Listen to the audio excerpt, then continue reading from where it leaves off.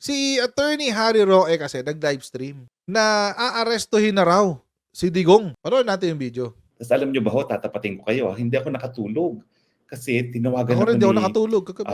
Tatay Digong. At ang sabi niya, nakakuha siya ng impormasyon na anytime daw baka siya arestuhin. Ito yung video na sinasabi ko sa Yung una niyang indicator ay yung pagbuwag daw sa Task Force Davao.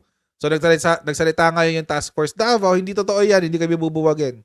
Pangalawang indicator ay itong pagpunta nga raw ni General Browner para para pagsabihan o i-inform yung mga miyembro ng Task Force Davao na bubuwagin na sila.